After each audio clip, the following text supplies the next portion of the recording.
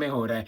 मेरे मुताबिक तो अब टफ ज़रा और हो जाएगा क्योंकि डिफरेंट टीम के साथ खेलेंगे, डिफरेंट मज़ा आएगा। जी का जो मज़ा है वो और दुबाला हो जाएगा, और दुबाला होने के साथ-साथ जो इंडिया टीम जो है वो बहुत ज़्यादा अच्छी कारकर्दगी दिखाई। आज ने वरुण चक्रवर्ती ने 5 विकेटें डाली।